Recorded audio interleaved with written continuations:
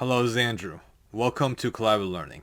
Today's book is Fire Mission, The Siege of Mortain Normandy, August 1944, by Robert Weiss. If you like my work, please give me a like, subscribe to this channel, check the playlists, and support me on Patreon and PayPal. Additional links and information can be found in the description box below. On July 25, 1944, the American First Army launched Operation Cobra in Normandy. Within a week, there was a serious breakthrough of German lines.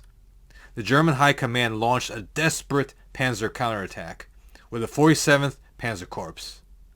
This attack was codenamed Operation Lüttich. It was aimed at breaking through and taking the port town of Avranches. By doing so, they could restore the German defensive perimeter in Normandy.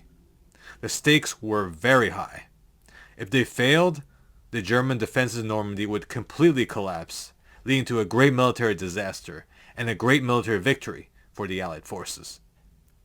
The Panzer Corps attack began on August 6th and was aimed at the US 30th Infantry Division.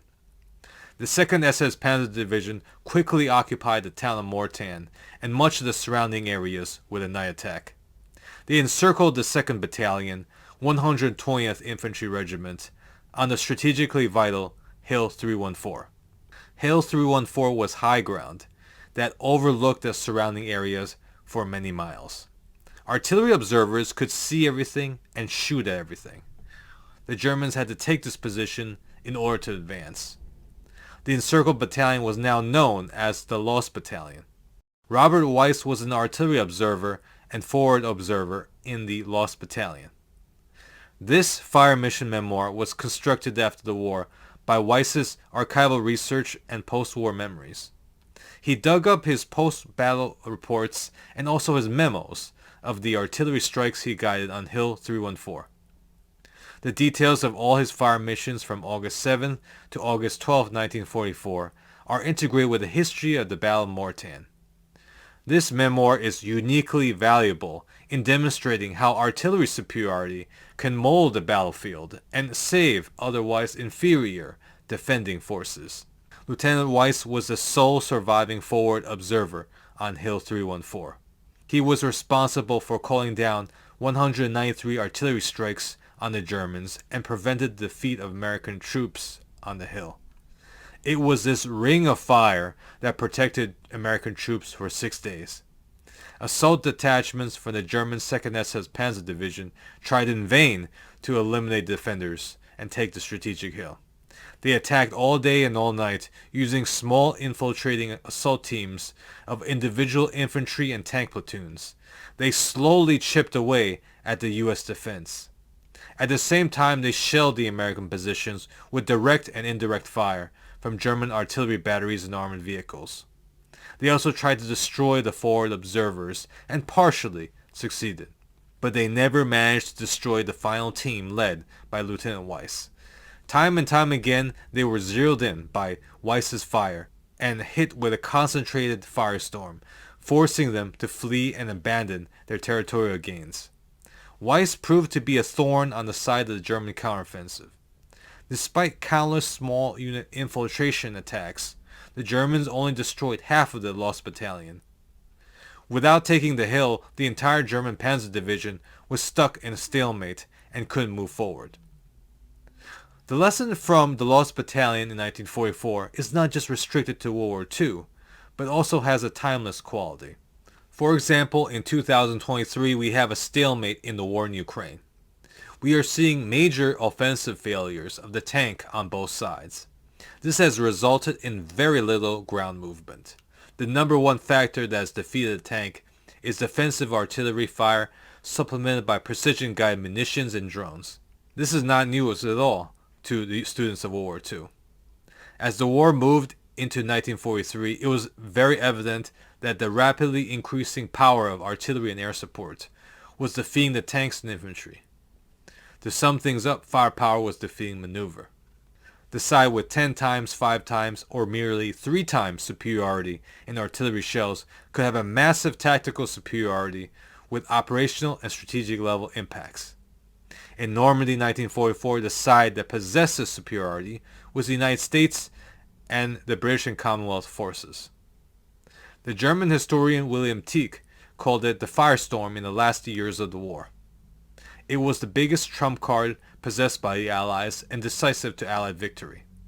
Artillery superiority was even more important than air superiority, as it was available all the time, 24/7, day and night, in good weather and in bad weather.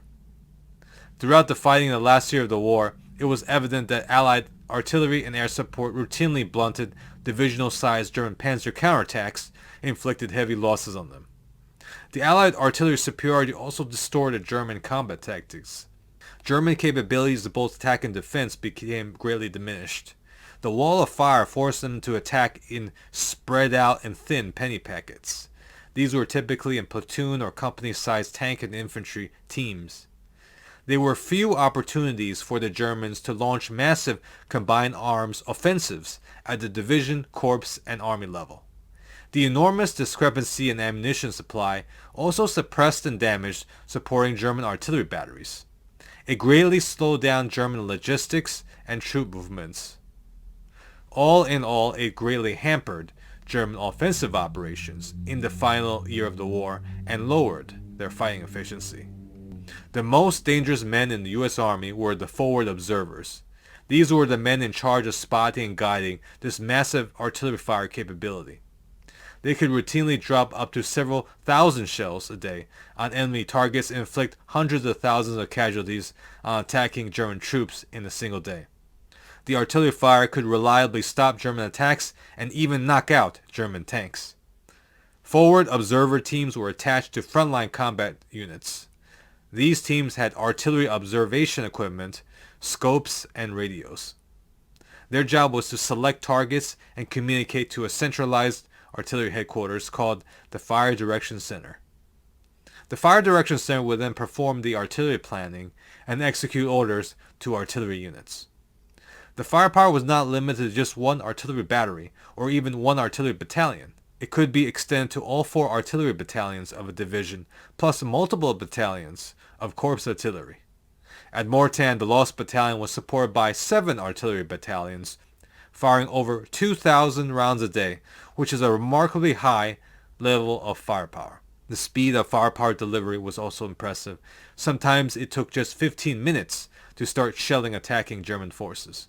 The forward observer would then repeatedly adjust their fire to maximize the accuracy. The Fire Mission Memoir provides students of World War II a unique and important look into how the U.S. artillery system actually worked, so they can better understand how Allied artillery superiority shaped the battlefield. This is the key to understanding how American infantry and armored divisions fought and won in the final campaigns of the war. Going forward, I will cover more important books that teach tactical and organizational aspects of American, British, Soviet, and German ground forces. I rate Fire Mission, The Siege of Mortain Normandy, August 1944 by Robert Weiss at 4.5 out of 5 stars. Please put your thoughts and ideas in the comment section. They always make a great conversation. I hope you find this review to be informative. Thanks for watching.